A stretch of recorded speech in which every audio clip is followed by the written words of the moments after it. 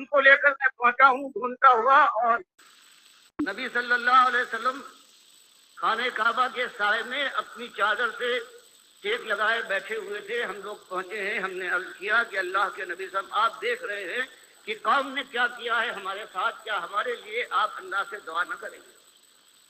हालांकि कोई ऐसी बात नहीं कही थी। बुखारी की बहुत सी रिवायतों में एक में ये है कि ये सुनने के बाद आपका चेहरा गुस्से से तमतमा उठा, सुर्ख हो गया, सीधे होकर बैठ गए और कहा, इतनी जल्दी? इससे पहले भी यही मसला उठाया है हिम्मतवरों ने, और उनकी कौम ने उनके साथ ये किया है कि मजबूर किया है कि जबान को बंद रखो, बाप दादा के दीन को ऐब न लगाओ, वरना तुम्हारी खैर नहीं है, हम तुमको आरों से चीर डालेंगे। पर मैं फिर जो उन्होंने कहा था वो कर दिखाया। हर मौके पर उनको मौका दिया गया कि अब भी इस तौहीद की दावत को और इसके ऐलान को तुम बंद करके बाप दादा की दीन की तरफ वापस लौट आओ। तो अल्लाह के नबी साहब ने बताया कि सारे मौकों को उन्होंने रद्द कर दिया, यहाँ तक कि इनके सरों पर आरा मंगाकर रख दिया गया, इनके मफरक पर जहाँ मांग निकाली जाती है, और फिर भी इन्होंने कहा कुछ हो जाए। अल्लाह के नबी साहब फरमाते हैं उसके बाद इस हालत में इनको जिंदा शक्ल में आरों से चीर डाला गया है और ये जमे रहे। ये कलमा है, ये जो ला इलाहा इल्लल्लाह की बात के माने ये है कि ये सारे बातिल ताकतवरों को ये ललकार है।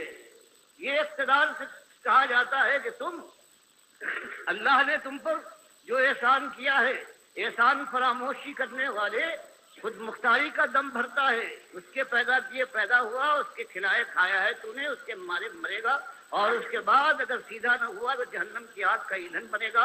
अब अल्लाह का शुक्र अदा कर, जो उसने दिया है खुद मुख्तारी की रविश से बाज आ जा, तो क्या इसके माथे पर बल न पड़ जाएगा?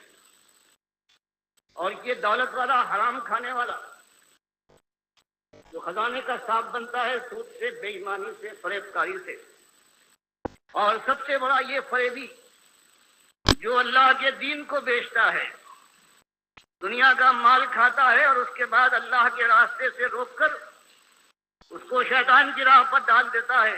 सबसे ज्यादा इसका माश, इसका पेट है, जिसके लिए मालिक ने फरमाया है कि फमा अस्बरहुम अलन नार, ये जालिम जानते बूझते खाते हैं, कैसे साबिर, क्या कहने इनकी हिम्मत की दाद दो कि जानते बूझते अपने पेट में आग भर रहे हैं और आग पर किस कदर काने हैं, कैसे शौक।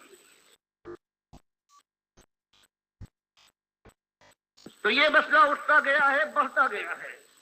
बात यही हुई है कि देखो असली मसला हर रंग से आया है।